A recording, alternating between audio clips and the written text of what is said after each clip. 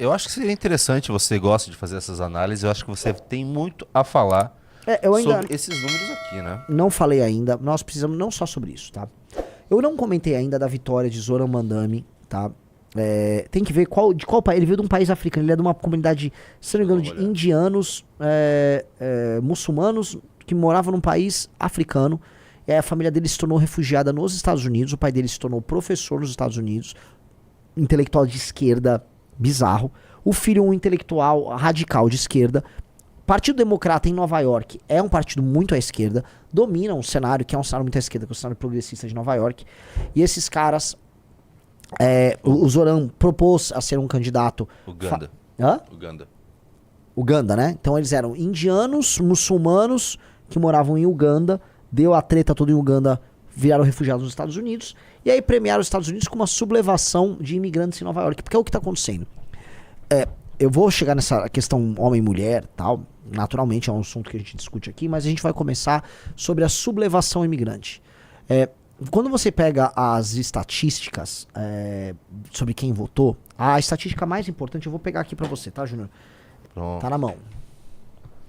Vários comunistas vieram falar, você percebeu que esse meu post aí, que negócio nojento, tá com 941 mil views?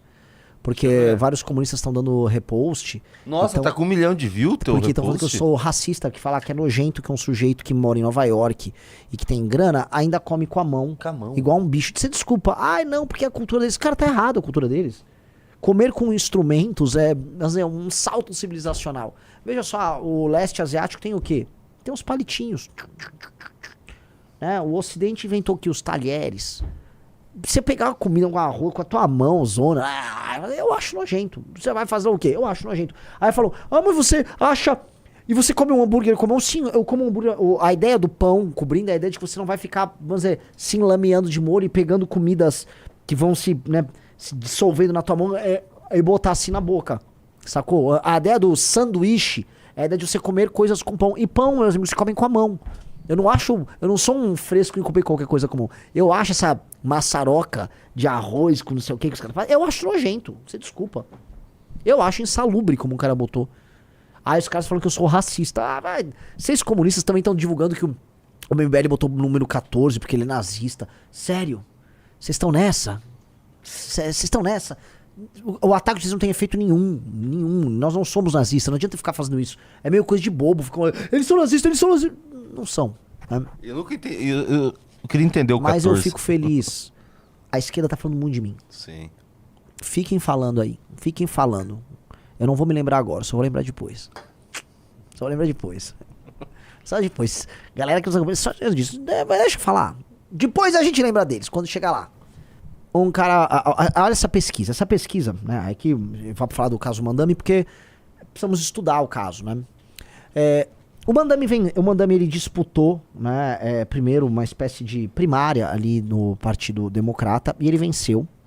E aí o Cuomo concorreu como que é um democrata, ele concorreu como alternativo. Esse Sliwa ou Sil, eu não lembro como é que é o nome desse cara, mas ele concorreu como um republicano, tomou um pau, né? E o Mandami, ele é o candidato do hype. Ele é o candidato das minorias? Sim, ele abarcou todas as minorias. Ele é o candidato dos muçulmanos? Majoritariamente sim. Mas acima de tudo ele é o candidato dos imigrantes. E aqui tá, vamos dizer, uma resposta para a eleição de Zoran Mandami maior do que a questão feminina, a meu ver. Quando você pega o seguinte, por quanto tempo você vive desde quando você vive em Nova York? Quando você pega 10 anos ou menos, ou seja, imigrantes mais recentes e, em geral, pessoas jovens que se mudaram para lá, ele fez 81%, ok? Mais de 10 anos já caiu para um número ainda impressionante de 55%. E nascido em Nova York, 38%, que é ainda alto, certo? O que isto quer dizer? Nova York é uma cidade internacional. Ela é uma cidade internacional. E vocês estão vendo o preço de ser uma cidade internacional. Você teve um perfil de imigração. Repara que já teve vários prefeitos com nome italiano em Nova York. Pode pegar um que tá com o Cuomo, já teve Giuliani, teve vários. É uma cidade internacional, uma parte disso foi imigração italiana que teve por muito tempo. Então, né, você é uma cidade de imigrantes, os imigrantes, as colônias se organizam e tal. Hoje, não são mais italianos. Você tem haitiano, você tem salvadorenho, você tem guatemalteca, você tem gente, você tem filipinos, tem gente do leste asiático, mas tem muito indiano, você tem muita gente do mundo árabe, você tem muito paquistanês, você tem muito nigeriano, você tem muito de tudo. E é muita gente do terceiro mundo. E o Mandami ele concorreu com um discurso de terceiro mundo. Sejamos honestos. O discurso dele é um discurso terceiro mundista. Ele já falou até, me corrijam aí, mas teve fala dele sobre isso, em soltar preso. Tem até uns papos de soltar. Eu nem sei se ele tem jurisdição pra isso, mas ele falou não, tem que soltar quem está preso. Ele já falou em garantir congelamento de preços de aluguéis. Vamos taxar todos os ricos, sendo que Nova York já é o lugar que mais taxa nos Estados Unidos. Me corrija, mas é top 5 no mínimo de lugares que mais taxam gente com grana. Então, o Mandami tá indo com luta de classes e vou dar coisas de graça e vou pagar coisas de graça pra vocês. O discurso dele foi esse. Nova York é uma cidade muito cara, é uma cidade muito proibitiva, ela é cara. E aí, essas pessoas votaram nele lá. Mas não qualquer pessoa, porque o Mandami ele ganhou com um percentual bizarro. Não foram só os imigrantes que votaram. E aí entra o outro gráfico que a gente vai colocar aqui. Quando você vai pegando idade por sexo ali, né? Então, os homens, tá? Da geração Z. Falam majoritariamente no Mandami. E lógico que não tem um corte, vamos dizer, étnico ali, porque eu não sei como é que votaram os demais ali, né? Ou se isso tá pegando um monte de imigrantes, porque a maior parte dos imigrantes são jovens que votaram no Mandami. Mas homens de 30 a 44 anos, os millennials, né? Aqui, mesma coisa. Deu a mesma coisa. Homens mais velhos, aí o Mandami começa a cair, vai pra 45 e o Cuomo vai pra 45. E homens velhos, com 65 mais, os boomers, 36% ainda votaram nele. Né? Aí botaram as mulheres de 18 a 29 anos. As mulheres de 18 a 29 anos, elas meteram 84% dos votos no Mandami. E eu sei que isso está circuladinho em amarelo. E eu sei que a discussão foi levada para isso. Eu concordo com o elemento de que a mulher jovem cosmopolita, ela não tem nenhuma lealdade intragrupo. A lealdade intragrupo dela, a lealdade era a cultura, a cidade, a família. No Ocidente, nessa cultura contemporânea, não tem. Não tem. E há quase um prazer dela em trair o grupo. Eu acho que ela reaprende isso só depois quando ela tem filhos, quando ela estabelece uma família. Por isso que ela se torna mais conservadora conforme ela adquire essas características. Mas a lealdade intragrupo ali não existe. Mas como é que eu posso falar só dela quando eu puxo o homem da idade dela? Vamos lá. E tá em 68%. Não é? Não é que tem aquela diferença bizarra. Assim, a mulher foi pra esquerda toda e o homem foi todo pra direita. Não. São diferentes cores de socialismo ali pro homem e pra mulher.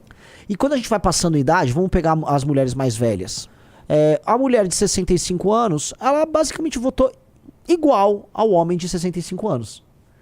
A mulher de 45 a 64, da geração X, ela votou menos no Mandami do que o homem de 45 a 64.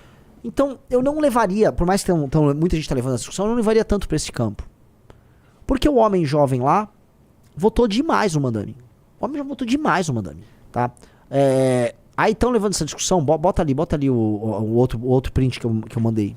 Dessa Megan Bachan. Ela falou, 83% das mulheres jovens votaram no Mandami. Você sabe por quê? Porque elas veem ele como o marido que elas não têm.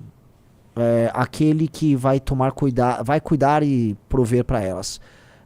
Apenas uma pequena lembrança com o que a esquerda faz, porque a esquerda faz tudo para destruir a ideia de casamento. Assim, a esquerda destrói a ideia de casamento, a esquerda faz tudo isso. A emancipação da mulher gera em geral um casamento esquisito da mulher com o Estado. Bom, aqui no Brasil a gente vê com os benefícios sociais, né? Esse casamento, em termos materiais, acaba existindo. Mas não acho que são essas características que geraram o voto feminino. E, lembremos, os homens votaram também. Muito. Muito. O que você tem é o seguinte, Nova York é uma Babilônia. Nova York é uma Babilônia. Nova York não é uma cidade americana, assim como Londres não é uma cidade inglesa. Nova York está perdida. Nova York é uma cidade cosmopolita tocada por imigrantes. Isso não torna ela melhor. O que torna Nova York boa são as mesmas coisas que fizeram ela ser boa antes da chegada desses imigrantes. Que é o fato de Nova York ser uma cidade em que boa parte da elite, as melhores pessoas que pensam em tecnologia, dinheiro, finanças, direito, a moda, As melhores pessoas, as pessoas mais talentosas do mundo estão em Nova York. E elas permanecem em Nova York. E aí todos esses imigrantes estão lá servindo essas pessoas talentosas. E para essas pessoas talentosas que em geral são muito ricas, dane-se, entendeu? Dane-se. Elas vão continuar voltando no Mandami, que elas têm muito dinheiro. Se precisar fazer achar uma manobra fiscal, elas vão achar uma manobra fiscal e elas vão ficar lá. Talvez o que aconteça venha um mandato muito ruim desse cara, e aí essas pessoas queiram um recall, ou elas só vão ficar levando com a barriga, mas elas vão continuar sendo progressistas. E o problema maior, que é o problema da descaracterização dos Estados Unidos como nação, passa a ser atestado. Eu acho que do ponto de vista político, pro Trump, o Mandami caiu do céu. Queria a tua opinião sobre isso. Porque pro Trump, o Mandami, a América não é Nova York. Logo, não está acontecendo nos Estados Unidos uma tomada do país por imigrantes como está acontecendo em Nova York. O Mandami fez isso. O discurso do Mandami, eu não sei se dá pra achar o discurso, ele faz um discurso tipo assim, essa aqui é a vitória da cozinheira mexicana com o taxista senegalês, do pintor paquistani com um contador filipino. Ele ficou contando essas coisas. No fundo ele falou, essa aqui é a vitória de todo mundo menos do americano nativo. Mas isso é Nova York. Isso não é os Estados Unidos. Porém, isso é grande o suficiente para o Trump falar, viram? Viram o que vai acontecer? Viram o que vai acontecer se eu não tirar esses imigrantes daqui? Vocês viram? É isso que vai acontecer. Vocês ficaram reféns desses caras. E quase certeza que vai fazer um governo desastroso, né? Com esse tipo de coisa. Sim. A não ser que dê uma de Boric, mas... não, acho que ele só vai ser um governo desastroso e vai acabar sendo bom pro J.D. Vance aí na eleição dele. Sim. Até porque esse mandando ele não pode... Acho que o governador pode, né? O governador pode ser porque governador o Schwarzenegger foi e ele é nascido na Áustria. Sim, não. O Mandami eu acho que é nascido nos Estados Unidos. Tá, que ele é de Uganda. O pai dele. Checa isso, o Mandami é de Uganda. Mandani. Ele é nascido lá? Eu acho que ele é Zoran nascido. Mandani, membro da Assembleia do Estado de Nova York, nascimento Kampala, Uganda. Então ele não pode ser candidato a presidente dos Estados Unidos. Mas ele pode ser usado como propaganda de J.D. Ele Vance. é a propaganda perfeita. Ele é a propaganda perfeita pro Trump. E eu acho que o Trump ele tem que saber usar esse jogo, porque os outros estados falam... por exemplo, em Minneapolis, tem um cara de maluco, ultra socialista, somali, querendo ganhar a eleição. O Trump, Minnesota, vamos tirar esses caras daí. E a real eles precisam tirar. A real os americanos precisam tirar... para manter os pressupostos que tornaram eles um país de sucesso. É difícil falar isso, mas os pressupostos que transformaram a América na América foram pressupostos oriundos de uma determinada cultura, de um determinado povo que foi para lá. São pressupostos anglo-saxônicos, que os outros tentam emular e nunca conseguem, porque é característico deles. Por isso que a nossa fórmula do sucesso do Brasil tem que ser uma forma ibérica, latino-americana, brasileira. A gente tem que buscar os fundamentos para nossa. Não dá para copiar. Assim como o sucesso da Ásia é um sucesso asiático, o sucesso da China é chinês, o sucesso vietnamita é vietnamita, coreano é coreano. O sucesso brasileiro será um sucesso brasileiro, senão não será nada. O sucesso americano é baseado no American Way of Life, que é muito característico daquela galera. E outros se adaptam. O alemão foi lá, se adaptou, o italiano se adapta, um asiático, do leste asiático se adapta. Mas nem todo mundo vai se adaptar. Entendeu? Nem todo mundo vai se adaptar. E mais, eles já tiveram muito capital humano de alta qualidade migrando pra lá. Hoje em dia não é o melhor capital humano do mundo que migrou pra lá. Então, não são pessoas com uma formação da mais adequada, não são as pessoas que estão gerando receita como tem que gerar. Tem a Dinamarca conduziu uma série de estudos. Eu cheguei... Tá na minha timeline. A Dinamarca gerou uma série de estudos sobre imigração que, assim, são muito conclusivos. Novamente, pra ninguém ficar falando assim, Renan, mas você não gosta de imigrante. Eu sou neto de imigrantes aqui. Vamos lá, é só ler, não precisa mostrar o vídeo dela, clique em mostrar mais. A Dinamarca traqueou 321 homens palestinos a quem foram garantido asilo em 1992. Então, eles falaram, vamos investigar esses 321 palestinos que nós demos cidadania Pra ver como será a vida deles. 63% foram condenados por crime. 22% receberam uma sentença de prisão. E 55% já estava vivendo de auxílio do Estado desde 2019. Ah, não, em 2019. Na altura de 2019.